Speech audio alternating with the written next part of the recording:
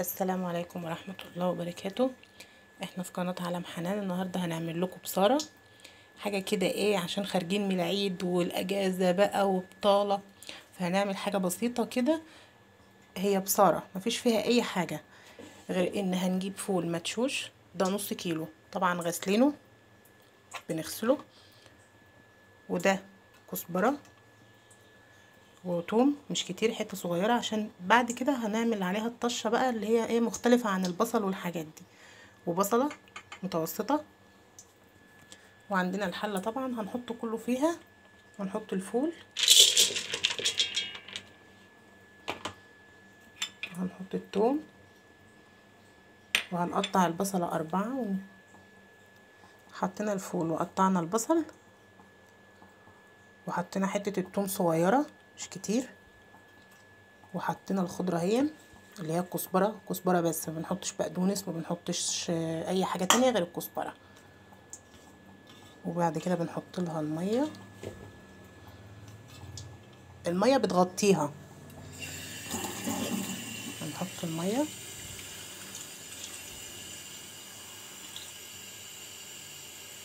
وبنحطها على البوتاجاز بقى لما تغلي. بعد ما بتغلي بنوطي تستوى، ووريها لكم ما تستوى هنعمل فيها ايه. وخليكم معانا واعملوا لنا لايك وفعلوا الجرس. كفايه كده، هي كده الميه تمام بتاعتها، عشان متبقاش ايه يعني تبقى طحينه معانا، ما تبقاش سايحه. اهي هنحطها على البوتاجاز ونرجع له. حطيناها هون على النار، طبعا بنغطي عليها لحد ايه ما تستوى، تخلص تغلي ونوطي تستوى. ارجع لكم اوريكم هنعمل فيها ايه تاني بعد ما تستوى. ما تنسوش تعملوا لنا لايك وتشتركوا في القناه وتكتبوا لنا تعليقات حلوه بقى وتدعمونا وكده.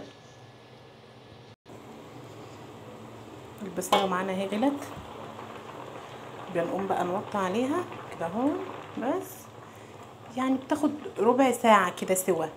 هو الفول اصلا اسمه فول مدشوش، بيبقى رقيق مش تخين، بيستوى بسرعه. وطبعا البصل والحاجات دي بتستوى بسرعه. طبعا هقول لكم بعد كده هنعمل فيها ايه اما تستوى. متنسوش بقى تعملوا لنا لايك وشير وكده. دي طريقه ماما علمتها لي بقى وانا بعملها لكم. البصاره استوت، الفول طبعا استوى، والخضره والحاجه كلها فيها استوت. هنعمل ايه بقى بعد ما تستوى؟ هناخدها كده اهو ثواني، وهنحط فين في الشفشق بتاع شفشق الخلاط، عشان ننعمها بقى نفرمها. ما تزوديش ميه، هي هتتفرم. ولو يعني لو ما اتفرمتش معاكي او الخلاط ما دارش بسرعه، بتديها تقلبه وتشغلي تاني، عشان بس ايه ما بنزودش ميه. يعني هي هتاخد على مرتين، لان نص كيلو يبقى على مرتين. طبعا دي طريقه زوزه.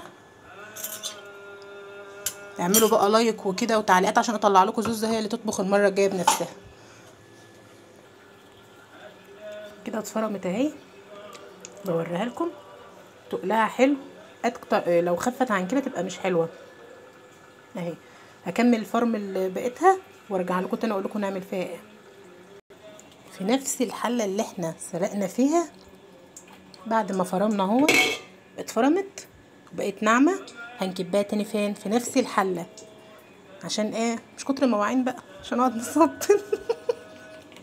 فاحنا كبناها في نفس الحله اهو. وهنعمل ايه بقى؟ هنحط لها بهاراتها. هنحط شويه فلفل مش كتير، حبه فلفل كده رشه اهي، تمام. رشه كمون، رشه كمون، شويه كزبره ناشفه مش كتير، حبه صغيرين اهم، رشه برضو صغيره يعني مش كتير.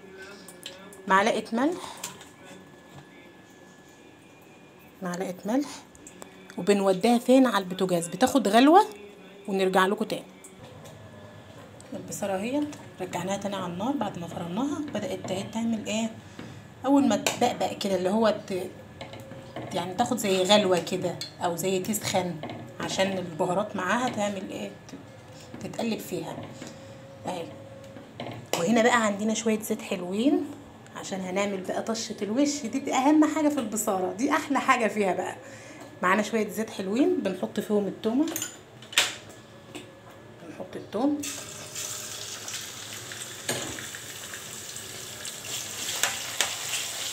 التومة مش هنستنى تتحمر قوي، احنا هنستناها تدبل كده او تبدأ تبقى لونها يتغير، واقول لكم هنحط عليها ايه تاني. كده التومة اهي بدأ ايه تتحمر اهي. بنقوم ننزل عليها بمعلقة كبيرة كزبرة ناشفة. يبقى تومة، كزبرة ناشفة، وهقول لكم على التكات اللي بعد كده، استنوا. طبعا بنحمصهم كده مع بعض بالثوم والكزبرة. ما اقدرش اقول لكم على الريحة، خطيرة فظيعة، احلى حاجة في البصارة. احنا طبعا كلنا هنا بنحبها، فهتجربوا وهتقولوا لنا. حطينا طبعا الثوم والكزبرة، بنحط شوية سمسم برضو حلوين. احنا مش بنعملها ببصل، في ناس بتعملها ببصل بس البصل مش بتبقى حلوة قوي.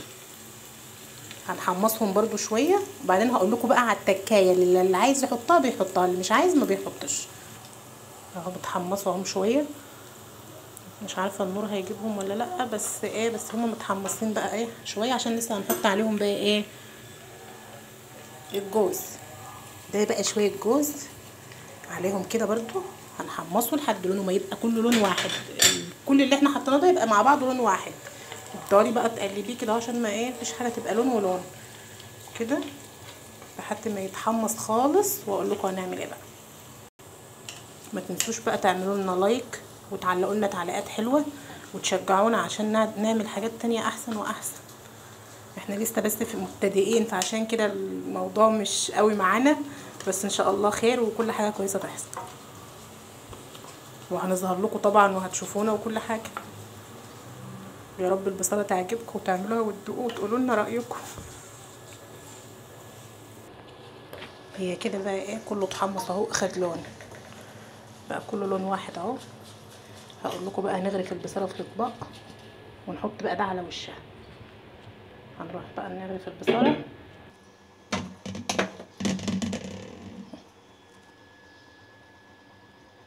كده، بنغرفها كده في الطبق.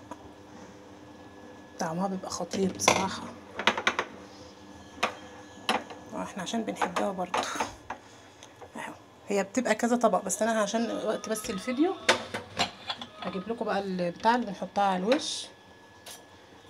بس يسوي بس الوش كده، هنسويه عشان زي ما بيقولوا العين بتاكل قبل البق. ومعانا بقى البتاع الطشه اللي احنا عملناها، توم، كزبره ناشفه. يا جماله، يا اصواته، يا طشاته. ما اقدرش اوصف لكم الريحه بصراحه، فظيعه فظيعه. سويها بقى على الوش كله كده عشان تيجي تاكلي كل قطعه بصاره تبقى بالسمسم وبالجوز وبالثوم، خطيره. هنسوي بس دي كده اهو معاكم، واقول لكم بقى نقدمها مع ايه، ناكل ايه جنبها، نبلع بها ايه. شفتوا بقى بعد ما خلصناها فظيعه. طبعا مع عيش ناشف، بتنجنتين محدقين، بصلايه، وبألف هنا وشفا على اللي هيجرب ويدوق وياكل. ما تنسوش تعملوا لنا لايك وتفعلوا الجرس وتشتركوا في القناه وتدعمونا. تعليقات حلوه بقى زي ما قلت لكم، واتمنى تجربوها وتعجبكم. احلى بصاره لاحلى ناس بتتابعنا.